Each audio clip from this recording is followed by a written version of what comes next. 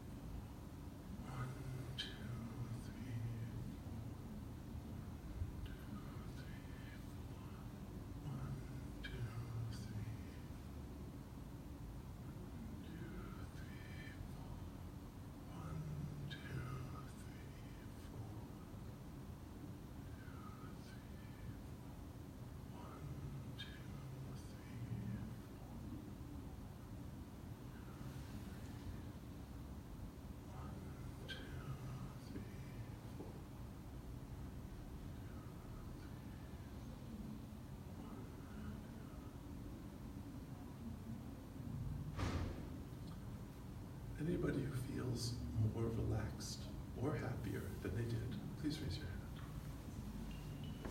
That's about as good a benefit you can get from a quick intervention as it's possible to get.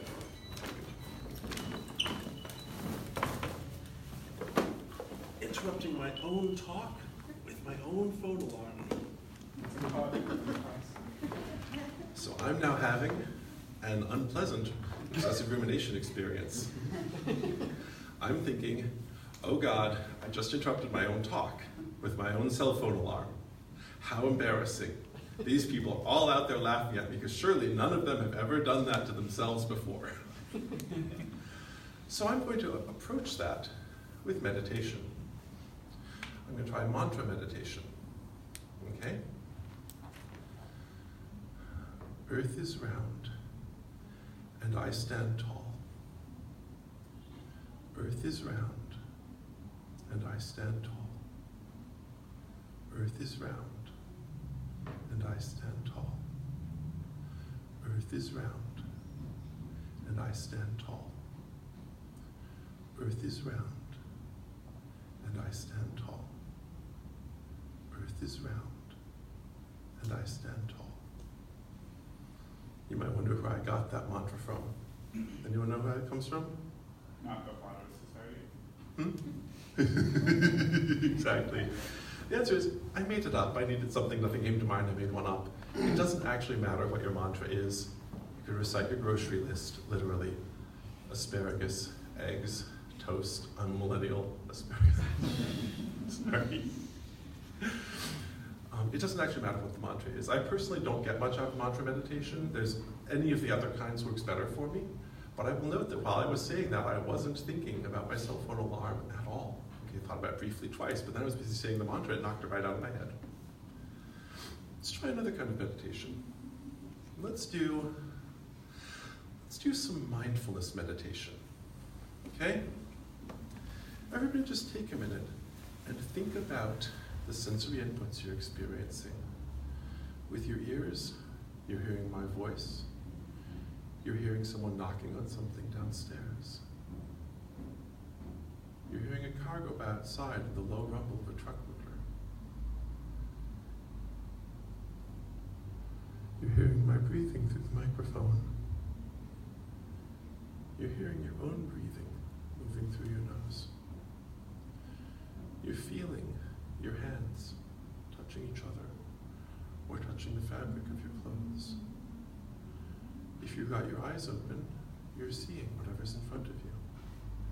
If you've got your eyes closed, you're seeing a reddish glow. How about smell? Breathe in through your nose and you might smell a little bit of nice old wood building smell. Taste, well, if you brushed your teeth, maybe mint, maybe nothing. If you didn't brush your teeth, maybe a bit of breakfast. How about sight again? Inside your eyelids, person you're looking at, back of the head of the person in front of you. Notice your kinesthetic sense. Think about the floor pushing up on your feet. Think about your toes being squeezed by the toe of your shoe. Notice that your back is being pressed against by the chair. Okay. How many people felt that that worked better for them than the counted breaths? Okay. How many people felt like that one was really not very much to their taste? Cool, notice that. Some people like one, some people like another. Let's try loving kindness meditation.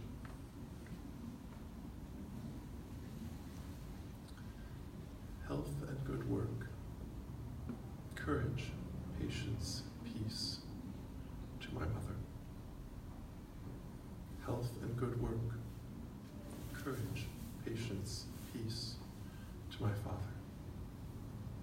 Health and good work, courage, patience, peace, to the person in the cubicle next to me at work.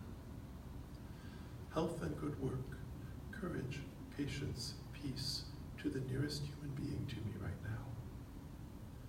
Health and good work, courage, patience, peace, to the person who works in the fire department down the street. Health and good work, courage, patience, peace, to my doctor. Health and good work, courage, patience, peace, to Nancy Pelosi. Health and good work, courage, patience, peace, to Donald Trump. Health and good work, courage, patience, peace, to myself. How many people felt that that has worked for them best out of the meditations we've done so far? How many people feel that that one is just wrong, they don't like it at all? It's kind of nifty, actually nobody put their hand up. By the way, just for those listening here, you might think that wishing Trump health and good work, courage, patience, peace, well, why would you want to wish good things for someone like that? Wouldn't you rather that Trump had good health than whatever's currently going on in his head? Wouldn't you rather that he had good work rather than tweeting? I tried the other day to think of anybody that I wouldn't wish health and good work, courage, patience, and peace on. I couldn't find anyone. Because the world is better when people have those things. Last kind of meditation, let's try seated meditation. I'll do standing meditation. And I don't know what the Japanese and Sanskrit would be for standing and standing, but you know, that's what I'll do, standing, standing, standing. Take a spot on the wall in front of you and look at that spot. And when you notice a thought, just think, oh, that's a thought, and just let it go on by.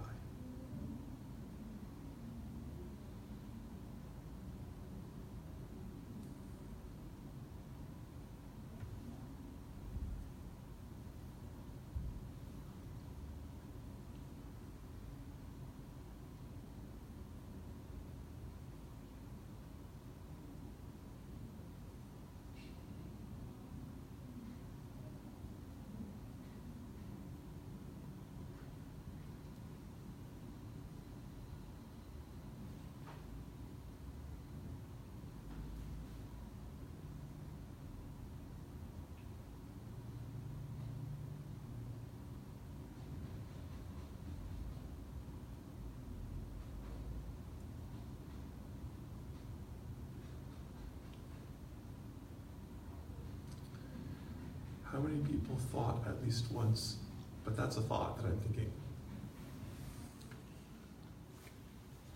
The great thing is, that's just a thought. How many people felt that that one was harder than any of the other forms of meditation? How many people thought that that was more valuable to them than the other forms of meditation?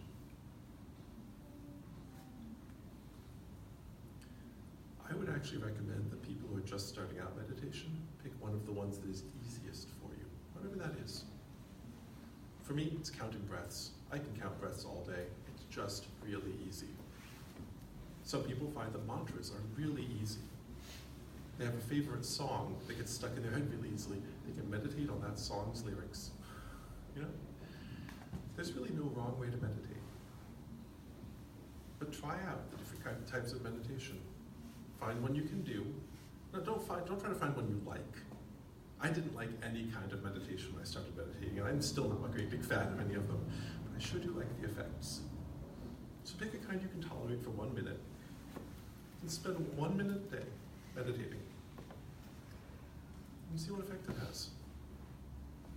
Personally, I started finding the benefits of meditation after I'd been meditating for a couple of months and I'd gotten up to 5 minutes a day. That's why I started getting the really big benefits. But I guess the first benefits, relaxation, 1 minute of meditation of any kind, and I'm more relaxed than I was. And stress is one of the biggest factors in ill health and shortened life in America today. So, spend a minute meditating. Notice if you're less stressed afterward. If you are, maybe consider upping that to 2 minutes, 3 minutes, 5 minutes. Just once a day. Some people meditate twice a day. If that works for you, do it. But give meditation a try, because the benefits are considerable. The cost is low. There are no known harmful effects of meditation at all. You might find you like doing it. Thanks, everyone.